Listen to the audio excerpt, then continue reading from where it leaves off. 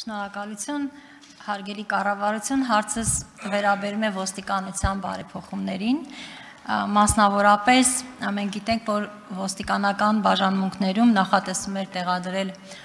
տեսախցիկներ, որքան որ ես տեղյակ եմ այն քանակով, որքանով որ նախատեսված էր, այս պահին չունենք,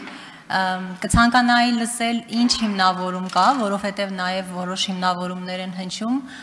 տարբեր լրատվամիջոցներում, եւ արդյոք մենք այս գործընթացը նախատեսում ենք շարունակել, թե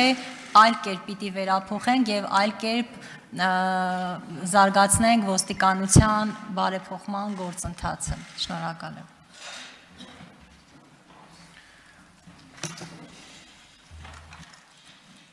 Հարցին կպատասխանի ներքին գործերի նախարար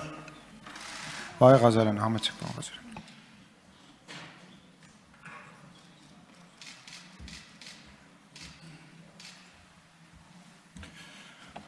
Շնորհակալություն Տիկին Բաթոյան, ուզում եմ տեղեկացնեմ ձեզ, որ 2020 թվականի մայիսից արդեն իսկ գործարկվել է Հայաստանի Հանրապետության ներքին գործերի նախարարության 10 ոստիկանության 10 բաժիններում տեսախցիկների եւ տեսախցիկներ, որը կահավորված է քննական սենյակներում եւ ներկապային բոլորը գտնվում են նորմալ վիճակում, աշխատում են նորմալ է, սակայն քրեական դատավարության փոփոխությունից հետո այդ գործընթացը դադարեց, քանի որ դուք արդեն քաջատեղյակ եք, որ ոստիկանությունը արդեն նախաքննություն չի իրականացնում, այդ իսկ պատճառով դրա անհրաժեշտությունը վերացավ, բայց այս բարեփոխումների շրջանակներում մենք նախատեսում ենք հանրապետության բոլոր բաժիններում տեղադրենք տեսախցիկներ։ Արձագանք։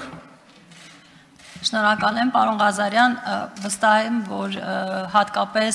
բռնության բացառման կամ տարբեր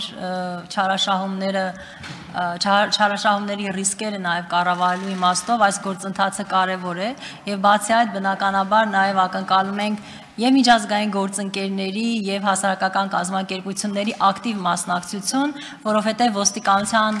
բարեփոխումները բոլորի ուշադրության կենտրոնում են։ Ուստի այստեղ մենք պետք է մեկտեղ ենք մեր ջանքերը եւ եթե կարծում եք, որ կան լրացուցիչ քննարկումների անհրաժեշտություն, այդ թվում օրենսդիր մարմնի հետ, կառավարության մյուս գործընկերների եւ շահագրգիռ կողմերի հետ, մենք պատրաստ ենք այս մասով եւս աջակցելու եւ նպաստելու այդ գործընթացին։ Շնորհակալ եմ։ Շնորհակալություն։